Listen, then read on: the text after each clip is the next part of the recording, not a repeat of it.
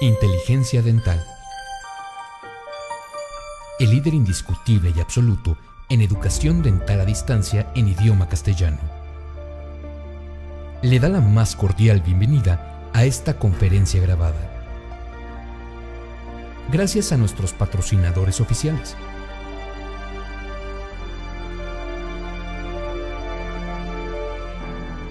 Le ofrecemos siempre un amplio abanico de temas útiles y de actualidad, entregados con alta calidad, por excelentes conferencistas.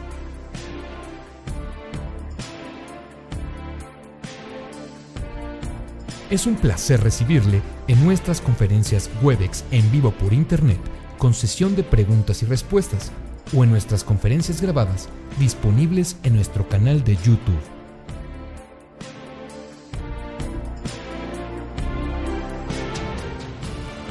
Sus sugerencias y comentarios son bienvenidos en promo@inteligenciadental.com. Por último, le invitamos a visitar nuestro website, en donde encontrará toda la información disponible: www.inteligenciadental.com. Que disfrute esta conferencia.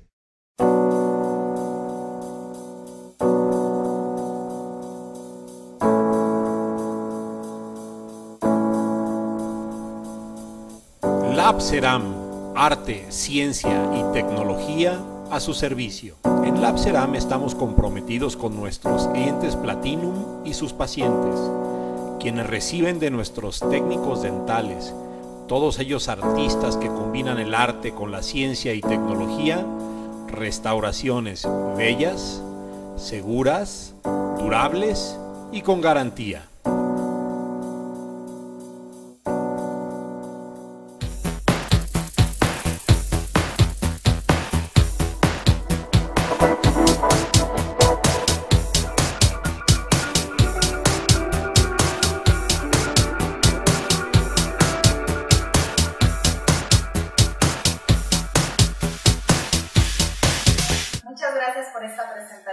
Y para mí es un gran honor estar aquí con ustedes el día de hoy, lunes 17, empezando un inicio de semana maravilloso y compartiéndoles algo de lo que a mí me apasiona, que es las restauraciones fijas y todos los conceptos biológicos en provisionalización. Quiero empezar mi conferencia dándole las gracias a la UNAM, porque es mi escuela y es a la que le debo mucho de la formación que he tenido. Y tengo la gran oportunidad de poder estar redituando algo de lo mucho que me ha dado, dando clases en una nueva especialidad que se llama Odontología Restauradora Avanzada. El origen de esta plática tiene mucho que ver con mi trabajo en esta especialidad, pues es una especialidad que está enfocada a especializar al cirujano dentista en el diagnóstico y tratamiento de alteraciones y enfermedades bucodentales de pacientes adultos que requieran un tratamiento restaurador interdisciplinario, pero que aparte requieran necesidades de periodoncia, endodoncia e implantología. De ahí la necesidad de poder relacionar conceptos, tanto desde el área de periodoncia, y poder integrarlos al área de la restauración, con la finalidad de lograr el éxito en las restauraciones. Sabemos que las restauraciones provisionales son el inicio y el pilar fundamental para poder tener un éxito restaurador a largo plazo, pues si manejamos perfectamente bien los tejidos blandos alrededor de la restauración, es mucho más fácil cumplir con cuestiones estéticas y funcionales, pero sobre todo manejar los tejidos para una buena impresión y que el proceso de cementación sea también mucho más llevadero. El tema de hoy, que es conceptos biológicos en prótesis fijas, sobre todo enfocándonos al área de provisionalización, involucra muchos subtítulos que vamos a platicar punto por punto. La restauración provisional como tal, para yo poder relacionarla con la biología, me auxilié de la definición de biología de la Real Academia de la Lengua Española. Y sabemos por definición que biología es la ciencia que trata de los seres vivos. Esta definición lo que hice fue integrarla al área restauradora, es una definición propia que no está en los libros. y que en el área odontológica lo que trato de exponerles en esta exposición es que es parte de la biología que estudia los seres vivos y el comportamiento de los tejidos que están asociados al diente ante un procedimiento restaurativo y o una restauración protésica. Por definición, una prótesis provisional o restauración provisional, según el glosario de términos prostodónticos de la revista científica del Journal of Prosthetic Dentistry en el 2005, la define como una prótesis dental fija o removible o una prótesis maxilofacial diseñada para propiciar la estética, estabilización y o función por un tiempo limitado, después del cual será reemplazada por una prótesis dental o maxilofacial definitiva. A menudo, estas prótesis tienen la finalidad de ser auxiliares en la definición del tratamiento terapéutico o auxiliar de comunicación entre paciente y dentista en cuanto a forma, contorno y función de los dientes temporales, que finalmente serán prototipo de las restauraciones definitivas. Para poder empezar punto por punto los conceptos biológicos, sabemos que una restauración provisional cumple con muchas funciones. Las funciones que vamos a analizar son la función pulpar, una función oclusal, una función periodontal, una estética, una fonética y una diagnóstica. La función que más me va a importar es la función pulpar. La razón es que muchas de las ocasiones nosotros preparamos dientes vitales y la integridad de la pulpa tiene muchísimo que ver con la integridad de la restauración a largo plazo, pues lo que pretendemos cuando hacemos una restauración protésica es que el recambio sea el menor número de veces a lo largo de nuestra vida, y para ello hay que tomar en cuenta todos los tejidos biológicos para que ellos no sufran una degradación tal que tengamos que repetir la restauración para realizar tratamientos de conductos, para realizar gingivoplastías o gingivectomías porque nosotros invadimos el espesor biológico, o para repetir la restauración porque está haciendo un contacto prematuro en oclusión céntrica. La función pulpar va encaminada principalmente a la conservación de la integridad pulpar. Y para ello hay dos conceptos que tenemos que analizar y diferenciar muy bien, y que toda la mercadotecnia nos está confundiendo muchas veces tanto a nosotros como a los pacientes. Los términos son sensibilidad, definirla de hipersensibilidad o diferenciarla de hipersensibilidad. Sensibilidad como tal es la respuesta normal de la dentina ante un estímulo, cualquiera que este sea. Puede ser físico, químico, etc. Y la hipersensibilidad, según el diario de periodontología, es un dolor corto y agudo de la dentina expuesta en respuesta a estímulos térmicos, táctiles, osmóticos y de evaporación, el cual no puede ser atribuido a ninguna otra patología o defecto dental. La mercadotecnia ha hecho que los pacientes se confundan y digan que los dientes sensibles resulta ser una patología, cuando los dientes sensibles son dientes que están respondiendo a un estímulo de manera normal. Lo que el odontólogo debe de tratar es la hipersensibilidad, que es un estímulo exagerado, más bien es una respuesta exagerada ante un estímulo normal. Y para ello, nosotros tenemos que estar conscientes de muchos otros conceptos para poder saber qué es lo patológico de lo fisiológico. Cuando nosotros preparamos una restauración, hablando de coronas totales, en la preparación de un diente posterior, se exponen de 1 a 2 millones de túbulos dentinarios. Eso quiere decir que son de 1 a 2 millones de oportunidades de que si nosotros no cuidamos toda la fisiología de la pulpa, puede haber una irritación tal que tenga consecuencias a mediano y largo plazo. Hasta el 57% de la población adulta presenta signos y síntomas de hipersensibilidad. Tratarla resulta muy fácil siempre y cuando se pueda diagnosticar de manera certera. Muchas son las situaciones que pueden provocar una hipersensibilidad dental y ello conlleva desde exposiciones del tercio cervical del diente por lesiones cervicales no cariosas como las atracciones, lesiones de caries no tratadas cuando ya están avanzadas y afectan el tejido dentinal, exposición de raíces como consecuencia de situaciones periodontales y lesiones cervicales no cariosas, específicamente situaciones de atrición en pacientes con un avanzado grado de bruxismo, en donde se queda expuesta la dentina y eso propicia que haya hipersensibilidad. Algo en lo que quisiera enfatizar muy bien en esta foto es que no todos los pacientes que tienen bruxismo presentan una hipersensibilidad marcada. De hecho, hay gran porcentaje de ellos que no lo hacen. La razón tiene que ver con el tiempo de evolución del proceso de desgaste dental. Entre más rápido es el proceso, menor oportunidad tiene la pulpa de retraerse y entonces el desgaste propicia que se expongan túbulos dentinarios. La exposición de esos túbulos dentinarios es lo que propicia la hipersensibilidad. Así, tenemos que diferenciar dos dolores. Un dolor que es dentinal y un dolor que es pulpa.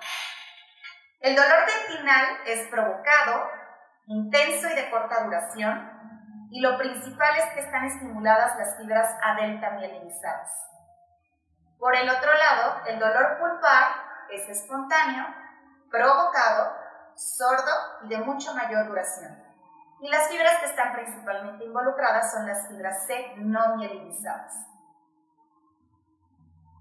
Para poder explicar cómo funciona el dolor, tenemos que analizar lo que es la teoría hidrodinámica de Brainstorm. Esta teoría hidrodinámica lo que hace es explicar de manera fisiológica cómo responde un túbulo dentinario ante una agresión externa. El túbulo dentinario se encuentra inmerso en un líquido, la fibra de Toms, que está en el túbulo dentinario, se encuentra inmersa en un líquido. Cuando hay un cambio en ese líquido, la fibra de Toms responde con dolor. Por lo tanto, toda situación externa que suceda en la parte proximal del túbulo dentinario, lo que está haciendo es un efecto directo en el interior del líquido que se encuentra presente en el túbulo dentinario y por ello la fibra de Toms responde con dolor. La hipersensibilidad o dolor dentinal se puede presentar clínicamente en varias situaciones, que para ello es muy importante nosotros hablar con el paciente y tener comunicación con él para saber en qué momento es cuando el paciente presenta dolor. Algo muy característico del dolor dentinal es que al abrir, inmediatamente después de ocluir, el dolor aparece. Entonces el paciente me dice que cuando ocluye, a la hora de que abre después de ocluir fuertemente, es cuando se presenta el dolor dentinal. Otra es que ocluye y se encuentra acompañada de dolor cuando hay estímulos fríos, es decir, cuando toma una bebida, cuando toma bebida con hielo, cuando toma una nieve o un helado. En otra situación es cuando la cúspide se encuentra fracturada y entonces deja expuesto parte de los túbulos dentinarios. Y otra situación es cuando se presenta por presión osmótica, principalmente al contacto con un ácido o dulce. Otra característica, situación extraña clínicamente, pero que es muy determinante para nosotros poder definir qué es dolor dentinal, es que el paciente presenta cambios de presión y esos cambios de presión sanguínea provocan un cierto cambio de presión a nivel de los capilares que se encuentran cerca de los tejidos dentales y ello provoca dolor. Por ejemplo, cuando el paciente está realizando un ejercicio como bajar y subir escaleras o cuando está saltando la cuerda, esos golpeteos a la hora de brincar ocasionan que haya cambios de presión sanguínea que se ven reflejados en todo el tejido capilar, o toda la red capilar que está alrededor del diente, y ello provoca dolor. O cuando se modifica bruscamente el aporte sanguíneo o ante cambios de presión atmosférica. Es decir, el paciente puede no presentar dolor en el momento en el que está en una presión normal, pero cuando sube un avión y está muchas horas en el avión, puede que ello provoque una cierta hipersensibilidad en ciertos dientes. Esta hipersensibilidad se presenta en dientes que se encontraron normalmente restaurados y que durante el proceso de restauración, sobre todo de restauraciones adhesivas, no se siguieron todo el protocolo de manera adecuada y están invadiendo toda o parte del líquido que se encuentra en el túbulo dentinario, alterando la teoría hidrodinámica de Bronsted. Vamos a ver un video donde podamos explicar esto claramente. Lo que nosotros vemos ahí es el túbulo dentinario lleno de líquido con la fibra de Toms. Ante agresiones como el aire, como el explorador, hay cambios en el fluido y esos cambios en el fluido están ocasionando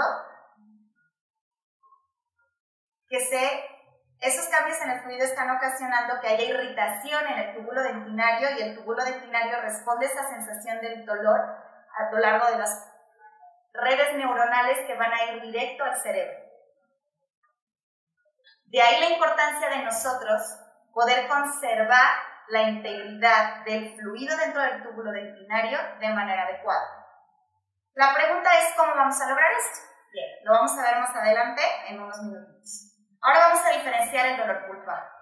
El dolor pulpar es de duración prolongada, es espontáneo, es nocturno y se presenta normalmente ante cambios bruscos de temperatura, sobre todo cuando tenemos de una temperatura normal a una temperatura completamente fría, ¿no? Aire. La hipersensibilidad se puede dividir de dos tipos. Una preoperatoria, que es primaria o esencial, y una posoperatoria, que es secundaria. La primaria o esencial se presenta sobre todo en casos donde hay exposición radicular. La hipersensibilidad posoperatoria se presenta cuando el clínico está involucrado en alguna restauración dental y como consecuencia de esa restauración nosotros propiciamos la hipersensibilidad. ¿Cómo diagnosticar y qué recomendaciones operatorias tomar en cuenta? Tenemos que tener un control del incremento de temperatura. No debemos incrementar la temperatura del diente cuando éste se encuentra preparado más de 3.2 grados centígrados. La pieza de mano que nosotros utilicemos para poder preparar la estructura dental, cualquier preparación que ésta sea, tiene que tener 3 chorros de enfriamiento. 3 chorros de enfriamiento que converjan en la punta activa de la fresa, porque de nada sirve tener esos 3 chorros cuando estos están dirigiéndose en puntos donde la fresa no va a hacer contacto con el diente. 3, que la longitud de la fresa sea congruente con los 3 chorros que van a salir de la cabeza de la pieza de mano. 4, el grosor de seguridad debe de ser mínimo de 0.7 a 1 milímetro. ¿Qué es el grosor de seguridad? El grosor de seguridad es la distancia que debemos de respetar entre la parte externa de la preparación y la pulpa. Esa distancia debe de estar protegida, debe de estar ocupada por un techo de dentina. Y ese techo de dentina, que viene siendo la parte superior de la cámara pulpar, debe de tener un grosor entre 0.7 y 1 milímetro. Cuando se encuentra a 0.3 milímetros, o cuando el techo es menor a 0.3 milímetros, que es la tercera parte de 1 milímetro aproximadamente, ello representa un daño irreversible para la pulpa. ¿Por qué? Porque ahí el ancho de los túbulos dentinarios es mucho mayor y las probabilidades de una contaminación o de una irritación en la fibra de Toms es mucho mayor. ¿Cómo podemos determinar clínicamente este grosor si no lo podemos medir, ¿no? con aparatos de manera real? Lo más fácil es observar si hay o no transparencia pulpar. Cuando se presenta la transparencia pulpar, estamos ya muy cerca del milímetro. Y entonces en ese punto, si a pesar de que hay transparencia pulpar, nosotros continuamos teniendo lesión de caries en esa área, lo mejor es remitir al diente tratamiento de conductos. El quinto punto son movimientos intermitentes de la fresa cuando nosotros estábamos haciendo la preparación sin presión alguna. Para ello, es muy importante utilizar fresas de alta calidad. Estas fresas deben de propiciar un desgaste de la preparación dental sin presión alguna. Si nosotros tenemos que ejercer presión para que la fresa corte, es porque el toque de la fresa no es el adecuado o porque la fresa ya no tiene suficiente corte para poder hacer el desgaste del diente y entonces hay que tirarla y cambiarla. El otro punto es considerar el tiempo de vida útil de la fresa. Y ello tiene que ver mucho con las capas que tiene la fresa y con la calidad de la fresa que compré. Tiempos cortos de fresado. Nosotros tenemos que preparar el diente con movimientos intermitentes, pero aparte el contacto que debe de tener la fresa con el diente debe de ser de segundos. No más de 3-4 segundos, descansar y volver a colocar la fresa. Hay un autor en el penúltimo punto que se llama Langland. Langland hizo un estudio sobre preparaciones dentales y en ese estudio establece que cuando nosotros preparamos al diente sin refrigeración, con un desgaste constante, después de 11 segundos hay desintegración de la pulpa. No quiere decir que llegamos a la pulpa en la preparación. Quiere decir que al estar preparando dentina sin refrigeración, ese exceso de calor recorre la fibra de Tums, llega a la pulpa y hay desintegración. Es decir, parte de la pulpa se muere.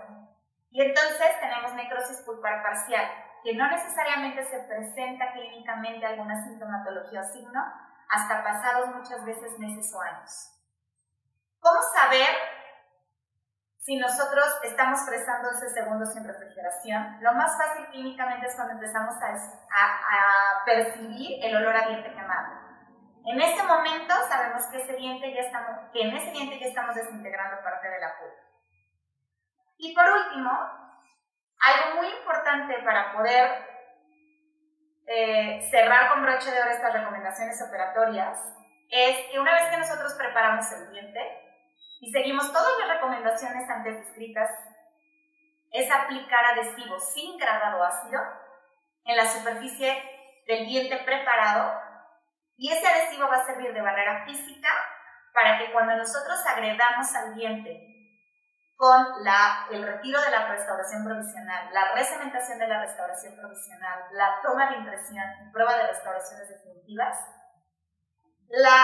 los túbulos dentinarios que albergan a la fibra de TOX estén protegidos y podamos conservar la fisiología de esa estructura importante del diente para poder evitar una invasión de bacterias o de estímulos térmicos que dañen a la pulpa dental. La aplicación de adhesivo fue muy hablada por un autor que se llama Pascal Magni.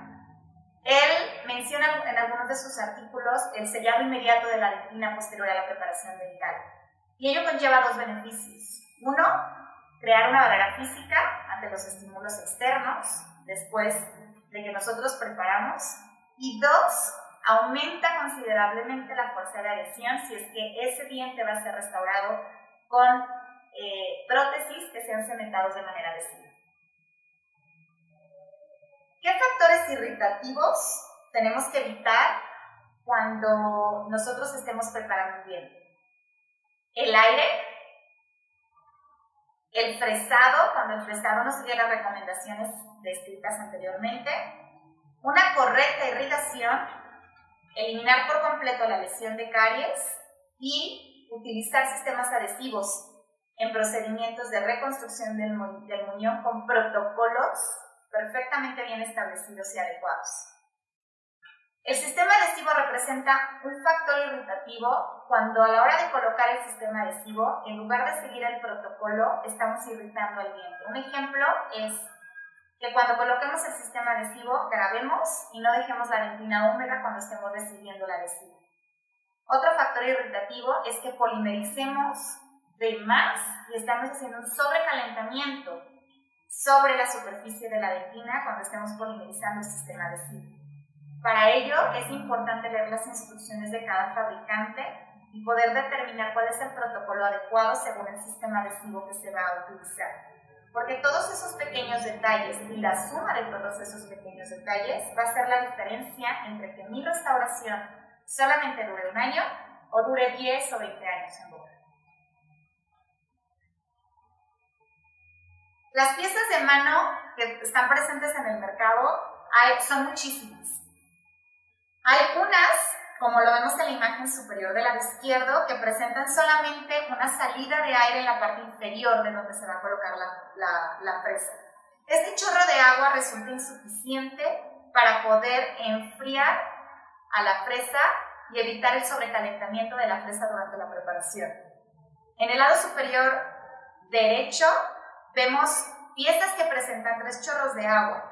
La problemática radica cuando estos 3 chorros de agua no se encuentran convergentes en la punta activa de la fresa, o cuando de los 3 solamente funciona 2, como en el ejemplo que estamos señalando en la parte inferior, o en el cuadro inferior del lado izquierdo, donde vemos que está presente el chorro de agua, pero ese chorro de agua parece spray y no está directamente direccionado a la punta activa de la fresa. Todas estas piezas de mano, que seguramente funcionaron en el principio, no son las adecuadas para poder preparar un diente, sobre todo si se trata de preparaciones para coronas frontales, donde estamos dejando expuesto, recordemos, de 1 a 2 millones de túbulos dentinarios. ¿Cómo saber si nosotros estamos irrigando suficiente a mi diente durante la preparación de la corona frontal? Ello es muy fácil si nosotros hacemos una prueba de nuestra pieza de mano antes de preparar al diente. La correcta irrigación radica en que de la pieza de mano salgan 50 mililitros de agua atemperada por minuto. Muchas de las unidades dentales hoy en día presentan envases de agua para colocar agua pura, ¿no? O agua con un correcto filtro en la unidad. En esa agua la podemos calentar o atemperar, colocamos el agua en la unidad, colocamos la pieza en la unidad y dejamos accionar la pieza por 1 minuto.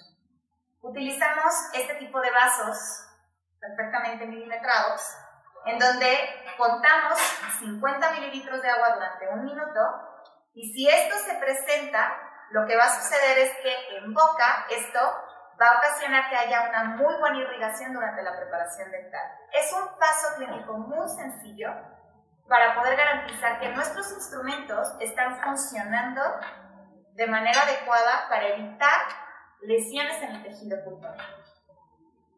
Selección del medio cementante. La selección del medio cementante resulta un tanto cuanto sencillo cuando sabemos las propiedades de los cementos y el tipo de restauración que vamos a utilizar. Lo más importante es utilizar el medio cementante temporal, y ese medio cementante temporal tiene que cumplir con características ideales y no evitar, más bien no propiciar que se contamine la estructura dental cuando vayamos a cementar de manera definitiva. Muchos son los medios cementantes, les voy a compartir los que yo utilizo. A mí me gusta muchísimo utilizar el medio cementante IRM de la casa Dentsply, porque es un medio cementante versátil, fácil de utilizar, se mezcla, se coloca en el interior de la restauración, y una recomendación importante es que solamente mezclemos cantidades mínimas de medio cementante y lo coloquemos únicamente en la línea de terminación de la restauración provisional. No tenemos que colocar el medio cementante de tal manera que llene toda la parte interna de la restauración provisional, porque ello va a ocasionar un grosor tal que no va a permitir que la restauración provisional asiente de manera adecuada en la terminación. Cuando nosotros cementamos con IRM tenemos que esperar algunos minutos a que el medio cementante endurezca. Retiramos los excedentes, muy bien, y dejamos que el paciente regrese a casa. En la siguiente cita, quitamos la restauración provisional con pinzas de mosco rectas y lo ponemos en un ultrasonido para eliminar cualquier pigmento externo, bacterias, etc. Y únicamente colocamos el líquido del IRM, dejamos actuar de 1 a 2 minutos y lo que hace es reactivar el cemento. Entonces, cuando el paciente se tiene que ir otra vez con las restauraciones provisionales, lo único que hago es quitar el excedente de líquido, llevarlo a boca y pedirle al paciente que presione 2 minutos. Obviamente no es necesario retirar excedentes porque no estamos colocando nuevo cemento en la restauración. Ello resulta fácil y no es para nada irritativo, al contrario, al presentar eugenol lo que hace es calmar la pulpa. ¿Qué hacer cuando nosotros vamos a cementar este tipo de diente o estos dientes con restauraciones adhesivas? Quitamos, en la fase de la cementación, quitamos la restauración temporal cementada con IRM, limpiamos muy bien la superficie del diente utilizando un producto de Ultradent que se llama Consexis Scrub, desinfectamos muy bien la preparación, la preparación y procedemos a cementar. Esto es suficiente y no irritamos para nada la pulpa. Otro cemento temporal que está presente en el mercado es de la casa 3M. Es un cemento que se llama Rely Extend. Es un cemento fácil de utilizar, fácil de retirar cuando nosotros queremos recementar la restauración provisional y resulta no sucio a la hora de estar manipulando. Lo padre del Rely Extend es que cuando nosotros lo colocamos, el tiempo de endurecimiento del material es muy rápido. Por lo tanto, tenemos que esperar poco tiempo para retirar los excedentes, lo que resulta muy fácil en el manejo clínico. ¿Cómo desinfectar preparaciones? Sin alterar, obviamente, la fisiología del túbulo dentinario. Desinfectamos con néctar 0.2%, con alcohol isopropílico al 5% o con glutonato de clorhexidina al 2%.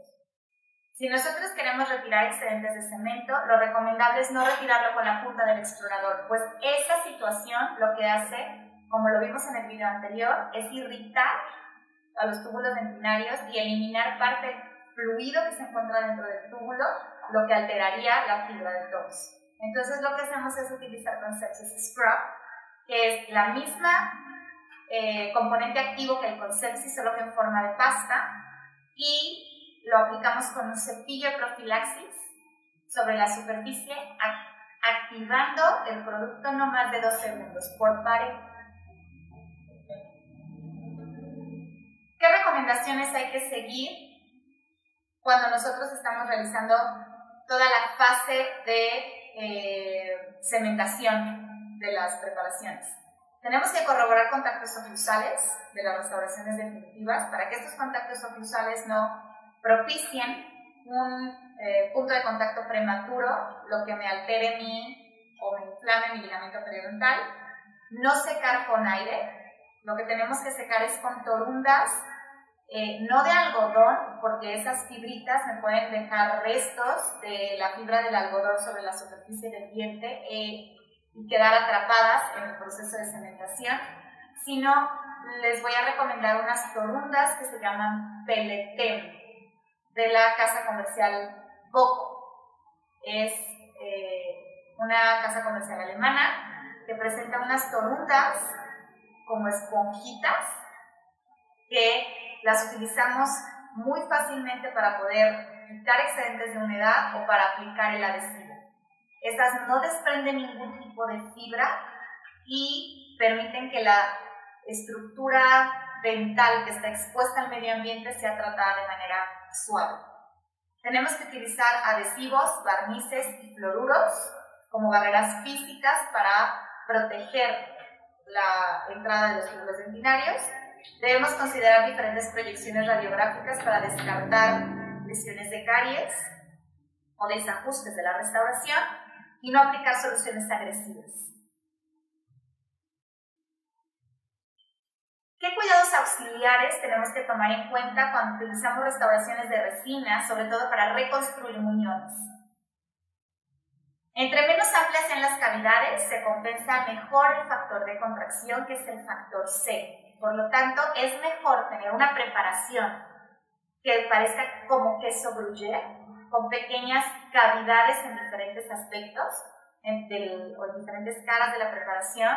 Eso es mucho mejor a unir todas esas cavidades y reconstruir toda un área para que la restauración sea todo un monobloque. No queremos eso, lo que queremos son pequeñas restauraciones adhesivas a lo largo de toda la estructura dental. Utilizar un adhesivo consistente y de alta fuerza de adhesión a la dentina, que de preferencia sea mayor a 15 megapascales. Seleccionar una resina de alto contenido de relleno. Aplicar la resina de manera incrementaria cuando ésta sea una reconstrucción un tanto cuanto grande. No exponer continuamente al diente a la luz halógena o luz LED. Después de haber verificado la oclusión, aplicar selladores de superficie, como lo son el Fortify o el Discover. Estos selladores de superficie lo que hacen es compensar la contracción de polimerización de cualquier restauración adhesiva con el diente. Sabemos que cuando utilizamos una restauración adhesiva, sobre todo de resina, cuando polimerizamos se presenta una contracción normal del material, per se del material. Esta contracción genera una tensión en la interfase entre el diente y la restauración. Y esa tensión puede ocasionar una presión negativa en la fibra de Toms que se encuentra en el túbulo dentinario, lo que puede ocasionar hipersensibilidad. Por lo tanto, este tipo de productos fueron especialmente diseñados para ocupar el espacio de la interfase y compensar esa contracción para aliviar esa tensión. Y finalmente, fotopolimerizar en forma pulsátil. Una vez que está presentada la hipersensibilidad, o para evitarla, hay dos tipos de bloqueos de túbulos dentinarios. Uno es el fisiológico y otro es el mecánico. Para poder bloquear de manera física tenemos el adhesivo, tenemos una cirugía periodontal donde los tejidos blandos cubran el área de estructura dental que está hipersensible, láser o ionómero de vidrio, que son barreras físicas. Y desde el punto de vista químico podemos utilizar corticosteroides, nitrato de potasio, oxalato de estroncio, algunos fluoruros, hidróxido de calcio, iontoporesis, resinas y iontoporesis. Las resinas y barnices vienen siendo parte de los aspectos físicos. Hay un producto dental que se llama Colgate Sensitive Pro Alivio, que ha resultado extraordinario cuando nosotros hablamos de hipersensibilidad. Lo que hace esto es depositar estructura mineralizada sobre la superficie de los túbulos dentinarios, lo que crea una barrera física real a corto tiempo de uso y duradera. ¿Cómo funciona el nitrato de potasio, que es dentro de los productos químicos?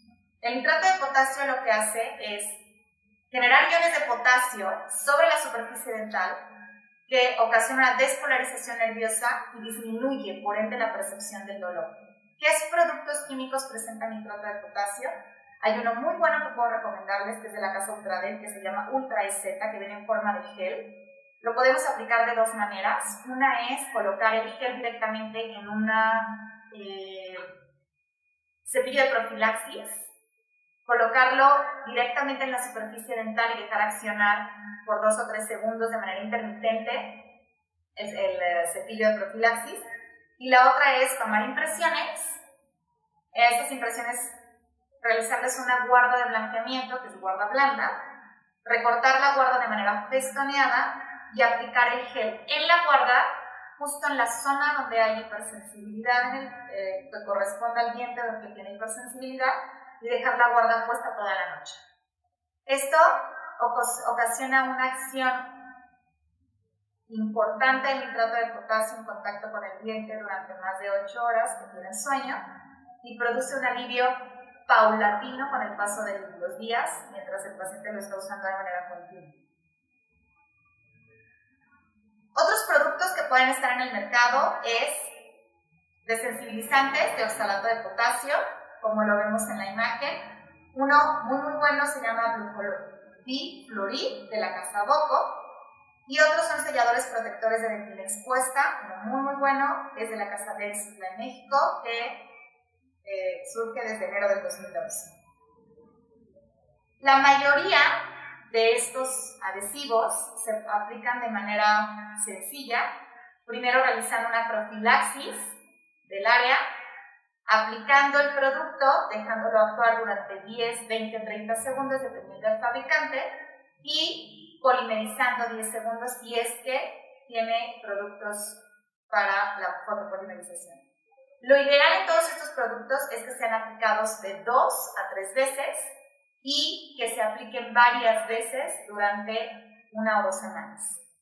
Ello lo que hace es potencializar el efecto del desensibilizante y tener un efecto mucho más notable. Otro producto presente es de Ivoclar, que se llama VivaSense.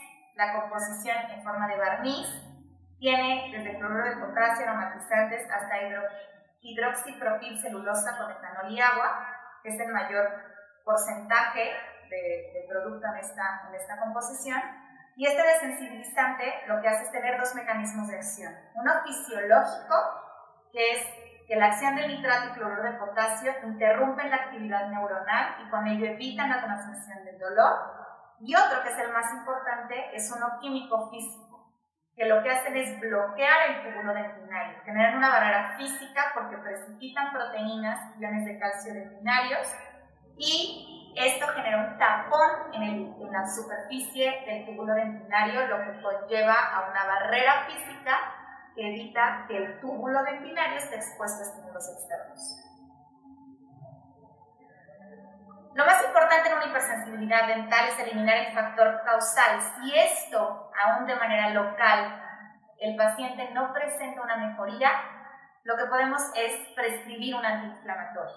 Este antiinflamatorio debe ser prescrito por más de 10 días y uno que me ha resultado de manera muy efectiva es ibuprofeno o Excel, que es meloxicam. Y lo que les platicaba de sellar la dentina antes de realizar cualquier otro procedimiento restaurador inmediatamente después de preparar es utilizando adhesivos que lo que hacen es sellar físicamente la estructura dental y poder protegerlo de otras situaciones operatorias como la restauración provisional o la toma de impresiones. Un autor que ha resultado pionero en todo este tema de sellador de dentina es el autor Pascal Marc. La función oclusal. Una vez que nosotros hemos protegido la pulpa, tenemos que también protegerla de manera indirecta, cuidando los contactos oclusales presentes en la restauración provisional. Porque estos contactos oclusales van a repercutir, si es que no tenemos cuidado, de manera negativa en el ligamento periodontal. Y el ligamento periodontal tiene una relación directa con la pulpa en su zona más apical. Dentro de la función oclusal tenemos que analizar muchísimas situaciones. Uno es relación céntrica, si hay o no guía anterior, si esa guía anterior propicia contactos prematuros en la zona anterior, si tenemos una función de grupo, si esa función de grupo es unilateral o bilateral, y si todos los contactos son de la misma intensidad en cada uno de los dientes presentes en boca. En este caso, nosotros tenemos una paciente del sexo femenino con una sobremordida profunda y que cuando le pedimos que haga protrusión, observamos que hay un espacio importante en el sector posterior, lo que está creando un contacto prematuro importante en la zona anterior inferior, lo que conlleva clínicamente al desgaste que vemos en la zona incisal y seguramente a alguna alteración en el tejido periodontal, como lo vemos en la fotografía, como engrosamiento ante esta presión constante oclusal. Cuando nosotros analizamos la oclusión de nuestros pacientes, tenemos que pedirle a nuestro paciente que haga movimientos protrusivos y de lateralidad. Y sobre todo, si estos movimientos no son adecuados durante todos los movimientos excursivos, plantear la utilización de una guarda antes de la rehabilitación. Cuando nosotros alteramos la estructura oclusal o la función oclusal en el momento de que estamos haciendo una rehabilitación, sin tener conocimiento adecuado de la cuestión oclusal, podemos propiciar cambios periodontales que nos pueden repercutir de manera directa en la pulpa. Cuando nosotros hacemos esto, debemos de pedirle al paciente que utilice la guarda el mayor tiempo posible. Si una vez utilizando la guarda decide hacerse la rehabilitación sobre todo en estos casos, que implica una rehabilitación completa, resulta un tanto cuanto más sencilla, porque nosotros al preparar todos los dientes y colocar restauraciones provisionales en todos los dientes, estamos manejando contactos oclusales estables. Pero ¿qué sucede cuando nosotros estamos realizando restauraciones provisionales de dientes unilaterales, o sea, de dientes únicos, en cualquier área de la boca? Cuando nosotros hacemos esto, lo que tenemos que analizar es el esquema oclusal que tiene el paciente antes de nosotros tocarlo, para poder conservar ese mismo esquema oclusal y hacer que todos los dientes que no tocamos contacten de la misma manera con la restauración provisional o sin ella puesta.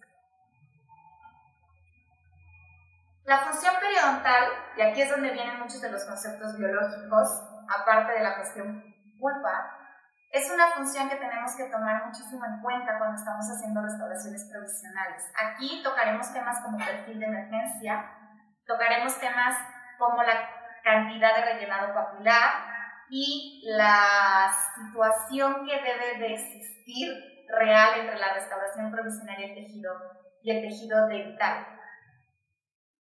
Para ello nos vamos con conceptos biológicos como el espesor biológico. ¿Qué hace el espesor biológico? El espesor biológico protege las estructuras más vulnerables. ¿Cuáles son estas? El ligamento periodontal y el hueso alveolar. Es una zona buffer que me permite un amortiguamiento entre la cantidad de agresiones externas que puede tener el paciente y el tejido que está menos o más susceptible a una lesión, que es el ligamento y el hueso. Pero lo más importante es que es un sellado biológico, porque si nosotros no tenemos ese sellado biológico, la invasión bacteriana y iatrogénica resulta con consecuencias muchas veces importantes a la hora de realizar las restauraciones provisionales. El espesor biológico está compuesto por dos partes esenciales, que es el surco gingival y el tejido conectivo y adhesión epitelial en la zona cervical del diente. Esto tiene un grosor aproximado de 3 milímetros. De allí que cuando hacemos el sondaje en un diente, este sondaje no debe de tener un valor mayor a 2 milímetros o menor cuando estamos haciendo una restauración protésica. En esta zona nosotros vemos invadido el espesor biológico. Quiere decir que cuando nosotros realizamos un sondaje y medimos de donde está el límite de la restauración al surco gingival, seguramente tendremos menos de 3 milímetros. Ello va a ocasionar una irritación constante en el tejido blando y se va a presentar clínicamente como inflamación o bolsas periodontales, sobre todo si estamos hablando de espesores, biotipos periodontales delgados. Efecto férula. En un inicio, el efecto férula se refería a una banda de metal que rodeaba la estructura dental remanente. La férula es parte de la restauración intraradicular de la corona protésica. Si nosotros vamos a los inicios del concepto de efecto férula, tenemos que analizar que antes las restauraciones intrarradiculares no estaban en su mayoría compuestas de postes de fibra de vidrio, sino de restauraciones o postes metálicos.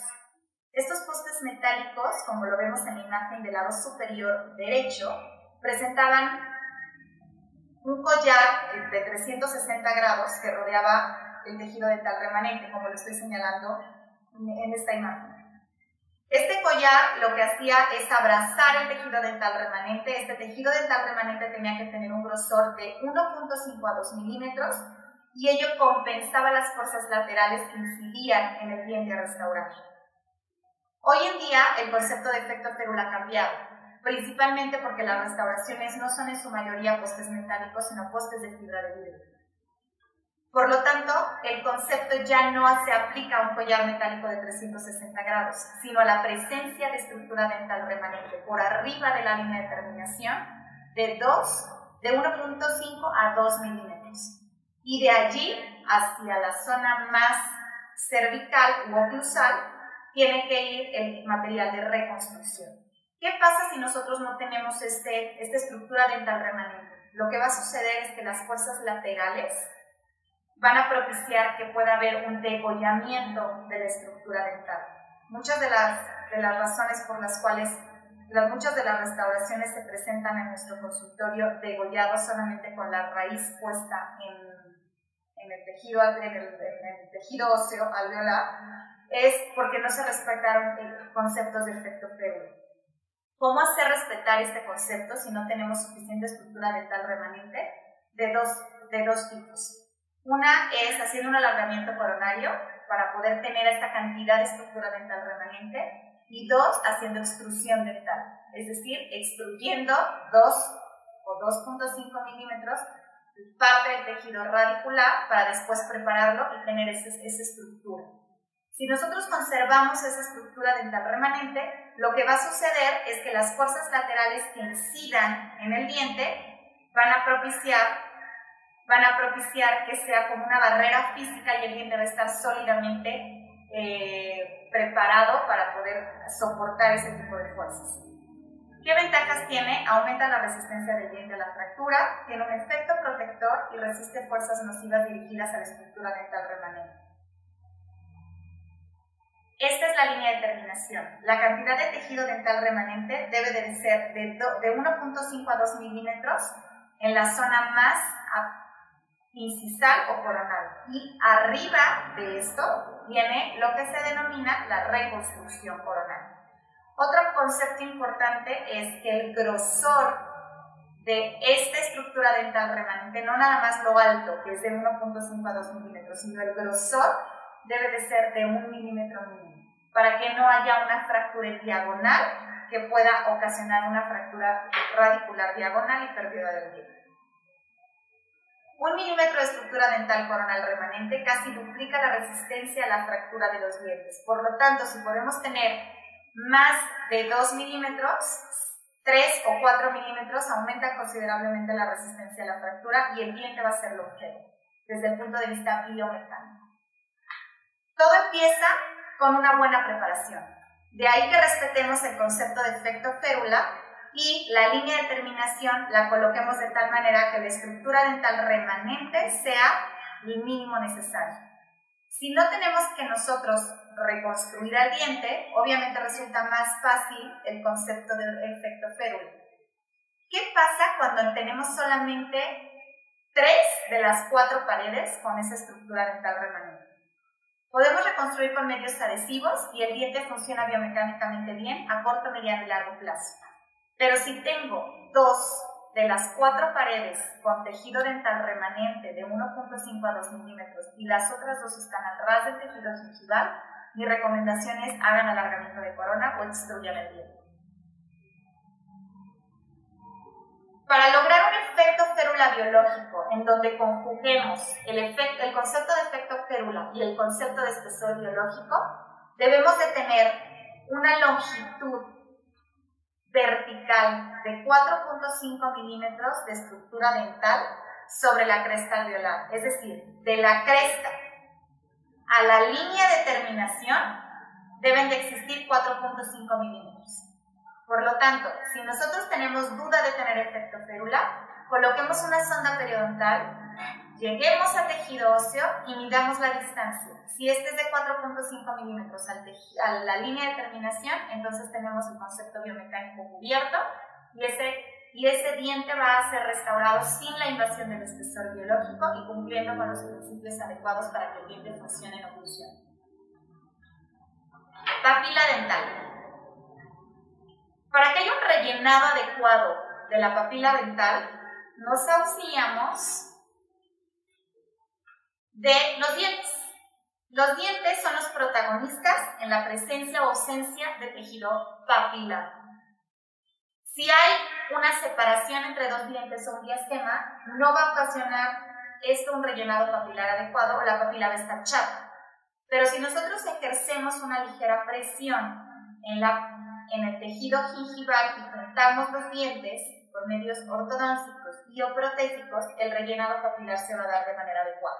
No nada más tienen que ver los dientes en la presencia o ausencia de papila, sino el tejido dental subyacente, específicamente el tejido óseo. Y hay una relación directa entre el tejido óseo y el punto de contacto presente entre dos dientes. La papila dental se encuentra mesial y distal a un diente. Por lo tanto, tenemos que ver la arquitectura que tiene el tejido gingival y la posición que tiene el diente para poder predecir en una rehabilitación si es factible o no el rellenado papilar. El espacio interproximal incisal y la tronera gingival nos van a determinar el punto de contacto entre los dientes. Este punto de contacto puede ser pequeño o puede ser amplio, lo que se denominaría en su defecto un área de contacto. Nosotros determinamos si es un punto o un área dependiendo de la cantidad de tejido óseo presente. Cuando nosotros tenemos enfermedad periodontal y el tejido óseo ha sido perdido parcial o totalmente, este punto de contacto lo tenemos que convertir en una área de contacto para poder disminuir la distancia entre el área de contacto y el tejido óseo o la cresta ósea y poder propiciar un rellenado papilar. Voy a explicar esto más claramente con Tarnow. Tarnow analiza la distancia entre el área o punto de contacto y el punto más coronal de la cresta alveolar de los dientes anteriores. Es decir, mide cuántos milímetros hay de la cresta al punto de contacto. Y establece que cuando nosotros tenemos cierta cantidad de milímetros, podemos predecir o no el rellenado papilar. Si nosotros analizamos esta tabla, vemos en la parte superior que observamos la distancia de milímetros entre el punto de contacto y la cresta alveolar, y vamos desde 3 hasta 10 milímetros. En la parte inferior vemos un semáforo que nos indica verde, amarillo o rojo, dependiendo de esa cantidad de milímetros. Y luego en la primera columna vemos si hay papila presente o si no hay papila presente y los porcentajes de acuerdo a los estudios que ha hecho Tarnow. Podemos evaluar que cuando el paciente tiene más de 5 milímetros de distancia entre el punto de contacto y la cresta alveolar, tenemos el semáforo en rojo, lo que quiere decir que el rellenado papilar se presenta parcial. ¿Qué tan parcial se presenta? Dependiendo de la cantidad de milímetros presentes. A mayor cantidad de milímetros, menor el porcentaje de rellenado papilar. Cuando nosotros tenemos menos de 5 milímetros, 3 o 4 milímetros de distancia entre el punto de contacto y la cresta alveolar, vemos que hay un 100% de rellenado papilar. Y cuando tenemos 5 milímetros, tenemos un porcentaje del 98%. De ahí que cuando nosotros queramos predecir la ausencia o presencia de papila dental, debemos de medir la distancia que hay de la cresta al punto o área de contacto. Y de ahí la comunicación que debamos de tener con nuestro técnico para decirle en qué punto queremos el área de contacto para que clínicamente dejemos que el tejido se rellene. En este caso, hicimos un alargamiento de corona. El alargamiento de corona implicó una agresión al tejido blando. Posterior al alargamiento de corona, colocamos una corona en el premolar. Si yo quisiera medir la distancia entre este punto de contacto y la papila, tendríamos aquí una distancia de 4.5 milímetros. Si yo viera este diente en 6 o 7 meses, les puedo asegurar que el rellenado papilar será del 100%. ¿A qué voy con esta imagen? Si nosotros tenemos claros los conceptos biológicos, cuando nosotros vamos a colocar una restauración provisional, podemos predecir el comportamiento de los tejidos blandos ante la restauración que nosotros vamos a colocar. Cuando nosotros agredimos el tejido blando o estamos en proceso de recuperación o de salud del tejido blando porque tuvo restauraciones provisionales mal ajustadas, las restauraciones provisionales lo que van a propiciar es el espacio biológico suficiente para que haya rellenado papilar. Si nosotros tomamos en cuenta el punto de contacto, la altura de la cresta, perfiles de emergencia y protección culpable.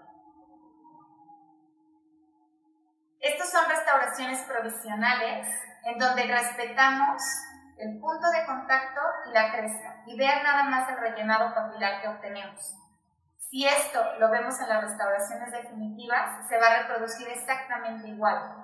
Vemos como el perfil de emergencia de las restauraciones provisionales es un perfil de emergencia parecido a un diente, al de un diente natural. ¿Cómo nosotros determinamos si el perfil de emergencia en cervical es el adecuado? Colocando un explorador que recorre desde la línea de terminación sobre diente hasta la restauración. Y no debe de haber escalón alguno. Debe de haber una línea continua donde no haya como un tope justo en la interfase de la restauración y el diente. Cuando hacemos esto, retiramos la restauración provisional y vean la salud que se observa a lo largo del tejido gingival. Esta salud es consecuencia de el haber llevado a cabo todos los conceptos que nosotros les manejamos para la restauración provisional. Función estética. Bien, en la función estética nosotros lo que logramos es recuperar la anatomía, más bien la anatomía, contornos y forma de un diente natural presente en boca. Es un paciente, esto vamos a ejemplificar mucho mejor con casos clínicos. Es un paciente masculino que se presenta a la clínica dental con ausencia de dientes, en los dientes 11, 12 y 13. Se preparan, se coloca una restauración provisional siguiendo todos los principios biológicos y el resultado final es este. En el caso 2, vemos que hay una restauración provisional igual en el diente 11, en donde emulamos perfiles de emergencia, llenamos la papila inicial y el distal y conservamos la forma y contorno de las restauraciones provisionales muy parecidas al diente contralateral. Esta es la restauración definitiva, que el prototipo fue la restauración provisional presente. Lo llevamos al laboratorio con fotografías, modelos de estudio, y esta es la restauración final, cortesía de Lab Ceramic. Y este es un caso que ejemplifica muy bien el comportamiento del tejido gingival en la zona del llenado capilar. Es una paciente femenina cerca de los 50 años de edad que presenta una pérdida de estructura ósea importante en los cuatro anteriores superiores. El plan de tratamiento consistió en la preparación de todos los dientes superiores. Va a perder los cuatro anteriores superiores, se van a colocar implantes en la zona de laterales, pero lo que pretendemos es que con las restauraciones provisionales tratemos de mantener la forma del tejido gingival lo más parecido a lo presente actualmente.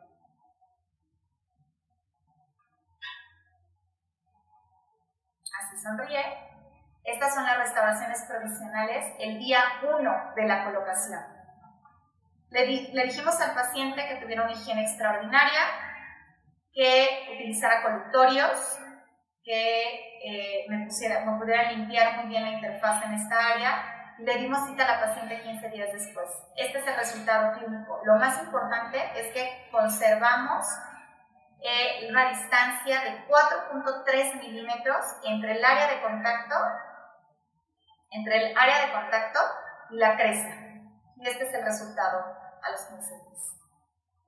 Predecimos cómo se va a comportar el tejido gingival cuando nosotros conocemos los conceptos biológicos en la fase de provisionalización.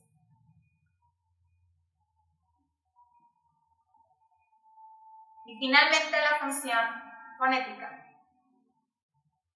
La función fonética es una función que nos permite determinar si el largo, contorno y forma de las restauraciones definitivas son las adecuadas. Si nosotros vemos que el paciente sisea, si nosotros vemos que el paciente no se siente a gusto al hablar o se le dificulta el hablar, seguramente es porque las restauraciones no están respetando forma, contorno y tamaño de las restauraciones iniciales.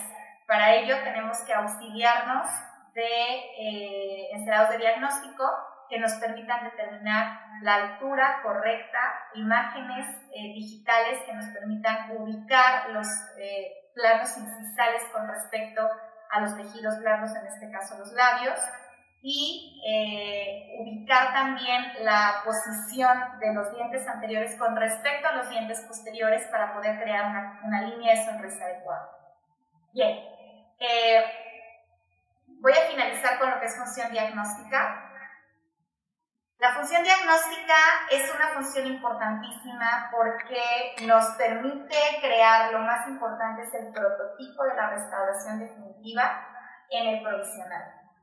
Quiere decir que nosotros hacemos todo un análisis inicial de nuestro paciente para poder crear la restauración final desde el encerado.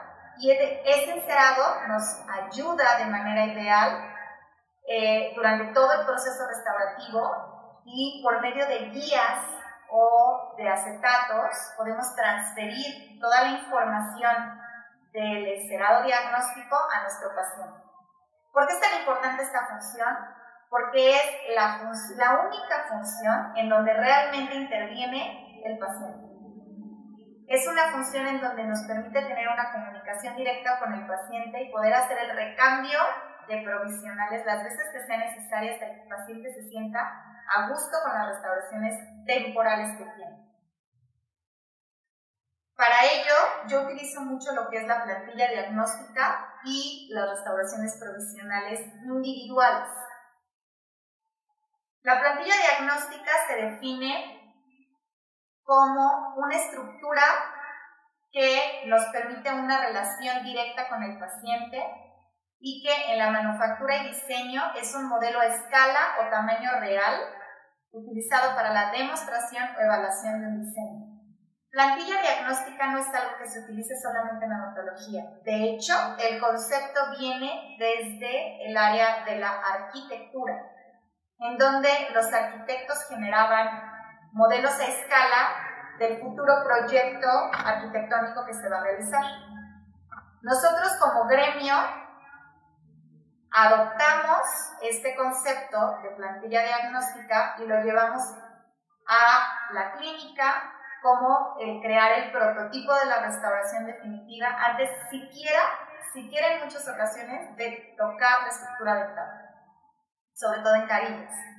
Entonces es un prototipo que proporciona al menos una parte de la funcionalidad de un sistema, es decir, permite la plantilla diagnóstica que el paciente sienta cómo se van a ver las restauraciones provisionales cuando ni siquiera hemos tocado los dientes. Los mock-ups, como se dicen en inglés, son utilizados por los diseñadores principalmente para la adquisición de comentarios de los usuarios. En este caso va a haber una retroalimentación por parte del paciente. La idea es informarle al paciente que esta plantilla diagnóstica va a permitir que él pueda realizar el número de cambios necesarios, como si fueran dibujos de su sonrisa, para que después nosotros elaboremos los cambios pertinentes para que el paciente se sienta más a gusto. Esto lo voy a ejemplificar con el caso 4. Una paciente femenina de entre 35 y 40 años de edad que no quería someterse a un tratamiento de ortodoncia, pero que le molestaba de sobremanera la palatinización de su diente 21. Para ello vamos a analizar las dos clases de arquitectura gingival presentes en el análisis de sonrisa. Tenemos una clase 1 y una clase 2. En la clase 1, el tejido gingival de central y canino se encuentran ubicados al mismo nivel, mientras que el margen del lateral se encuentra de 1 a 3 milímetros por debajo de la línea imaginaria que dibuja el canino y el central. En cambio, en la clase 2, este margen gingival de lateral se encuentra exactamente al mismo nivel que el margen gingival de central y canino, o ligeramente más apical. ¿Cómo hace la naturaleza para que esta zona, que a veces se encuentra por arriba del tejido gingival de central y lateral no se vea mal. Lo que hace es que al lateral lo gira y el borde incisal se encuentra de manera diagonal. Y entonces analizamos a nuestro paciente, como está así, analizamos a nuestro paciente y vemos que presenta exactamente esta característica. El margen gingival se encuentra apical a la línea imaginaria de central y lateral, pero el borde incisal se encuentra ladeado y el diente ligeramente girado. Esto es una clase que es, digamos, no tan común, pero que la podemos visualizar como una variante de lo normal sin que se vea mal en una sonrisa gingival. Entonces vemos que de este lado tenemos una clase 1 y que del lado izquierdo tenemos una clase 2.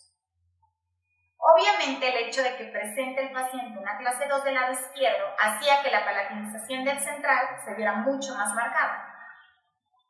Lo que le propuse es realizar una carilla en este diente, pero no estaba muy segura y lo hicimos por medio de una plantilla diagnóstica para establecer una comunicación directa con el paciente. En una foto incisal vemos la discrepancia de los dos centrales en sentido vestíbulo-palatino y en esta foto podemos apreciar que estas ligeras irregularidades que no vamos a desgastar nos van a permitir una superficie de mayor adhesión en el momento de la cementación de la carilla. ¿Cómo se hace una plantilla diagnóstica?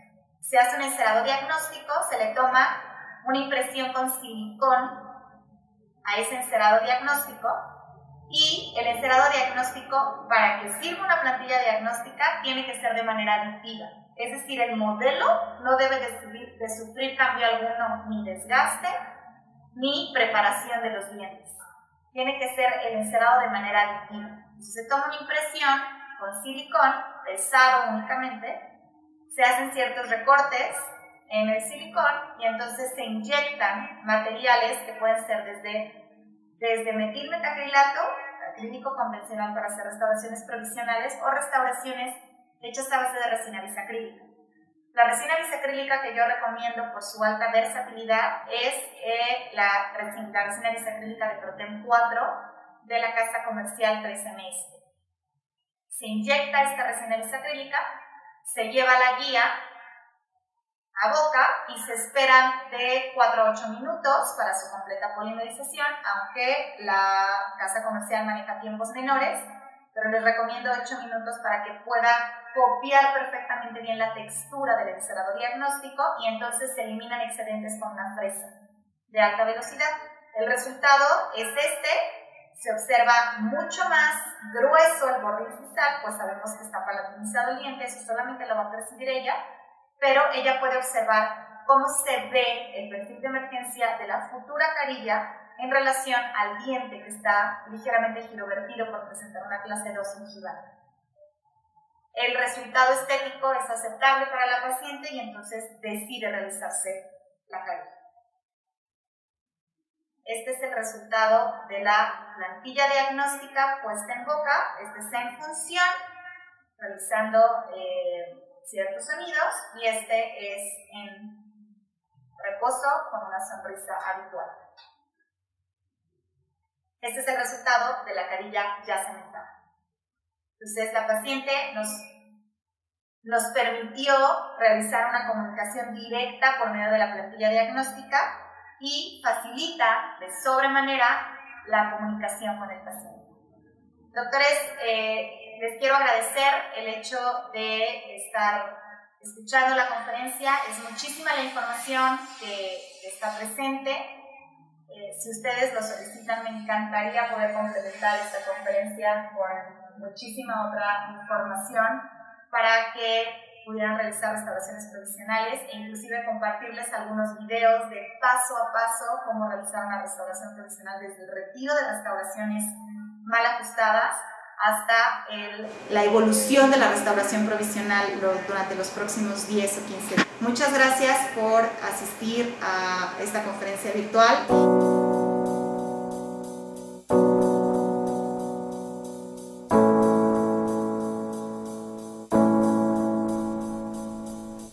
Labceram, arte, ciencia y tecnología a su servicio. En LabCeram estamos comprometidos con nuestros entes Platinum y sus pacientes, quienes reciben de nuestros técnicos dentales, todos ellos artistas que combinan el arte con la ciencia y tecnología, restauraciones bellas, seguras, durables y con garantía.